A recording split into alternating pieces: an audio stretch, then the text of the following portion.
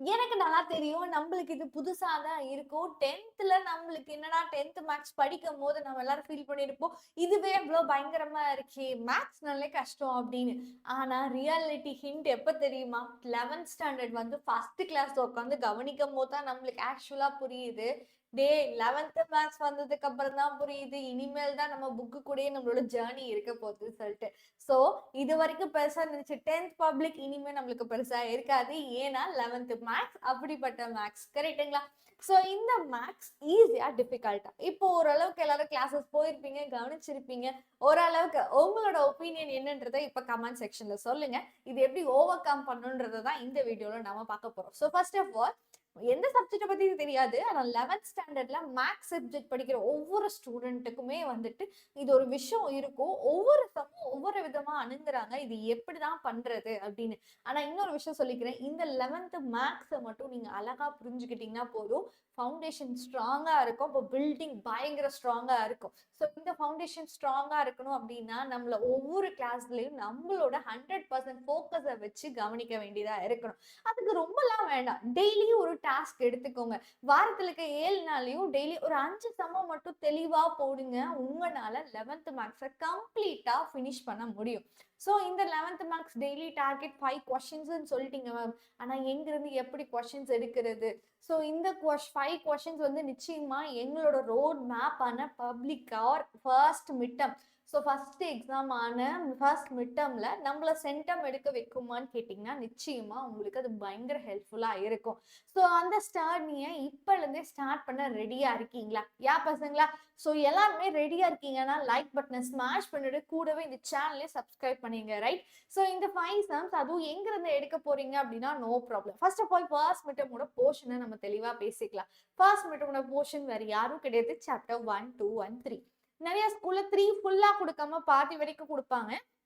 But 3ல 3.5 வரைக்கும் நம்மளுக்கு இருக்குன்றது உண்மை. மோஸ்ட்லி 3.3 வரைக்கும் கம்பல்சரி நம்மளுக்கு போர்ஷன்ஸ்ல இருக்கு. ஸோ இது ஸ்கூல்ஸ பொறுத்து மாறும். பட் ஃபர்ஸ்ட், செகண்ட் சாப்டர் 3.3 வரைக்கும் எல்லா ஸ்கூலுக்குமே காமனா இருக்கிற போர்ஷன்ஸ்.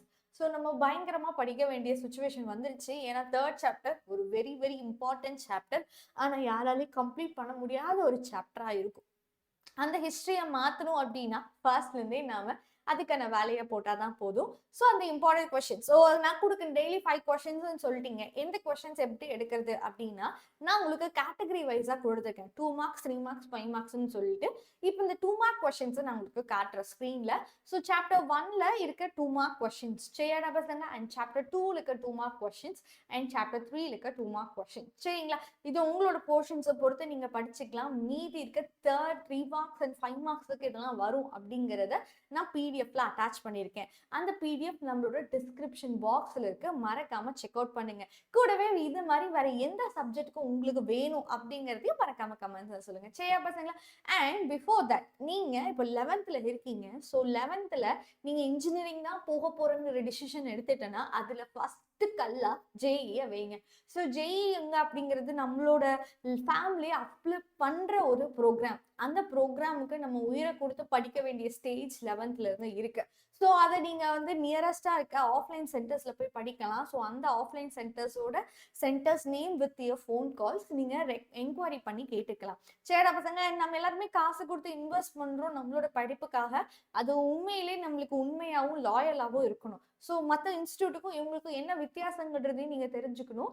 ஸோ மற்ற யூனிவர்சிட்டி, மற்ற கோச்சிங் சென்டர்ஸ்க்கும் நம்மளுக்கும் ஒரு 100% கேரண்டி. நீங்க வரீங்க, எங்களை நம்பி வரீங்க.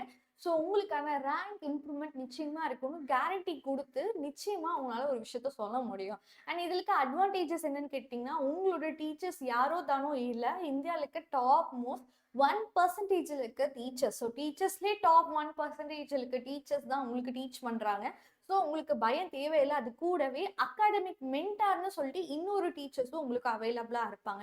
24/7 உங்களுக்கு டவுட் ஆப்ல வந்து நீங்க டவுட் செக்ஷன்ஸ் கேட்டுக்கிட்டே இருக்க முடியும். ஆஃப்லைன் சென்டர்ஸ்ல இருக்கின்றப்போ கிளிக்கர்ஸ் ஒரு பயங்கரமான அட்வான்டேஜஸ். ஸோ தட் உங்களுக்கு கிளாஸஸ்ல பயங்கர என்கேஜிங்கா வச்சுக்கும். சரிங்களா? இது எல்லாமே நம்மளோட ஆஃப்லைன் சென்டர்ஸ்ல இருக்கு. இதுக்கான போர்ஷன்ஸ், அதுக்கான சீட்ஸ் பயங்கரமா ஃபில் ஆகிட்டு இருக்கு. இந்த சீட்ஸ் எல்லாம் நீங்க வந்துட்டு லைக் இப்போ இந்த சீட்ஸ்ல நீங்களும் ஒரு ஆளா இருக்கணும்னா புக் விசிட் டு இட். இதெல்லாம் தாண்டி உங்களுக்கு கெரியர் கவுன்சிலிங்காக ஒரு மீட்டப் வந்து ஸ்டார்ட் பண்ண போது, அதுவும் நம்மளோட ஆஃப்லைன் சென்டர்ஸ்ல.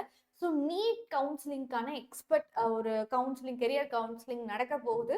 பட் டேட்ஸ் இன்னும் அனௌன்ஸ் பண்ணல. ஆனால் ரெஜிஸ்ட்ரேஷன் ஸ்டார்ட் ஆயிடுச்சு. 11th ஜூன்லேருந்து ஸ்டார்ட் ஆயிடுச்சு. ஸோ நீங்கள் அதில் ஜாயின் பண்ணணும்னு நினச்சிங்கன்னா டிஸ்கிரிப்ஷன் பாக்ஸில் லிங்க் இருக்குது. ஸோ தட் இந்த ஷோக்கு உங்களோட சீட்டை நீங்கள் ரிசர்வ் பண்ணி வைக்கலாம். சரியான பசங்களா? So bye bye every one. Important questions நம்மளோட டிஸ்கிரிப்ஷன் பாக்ஸில் இருக்குது.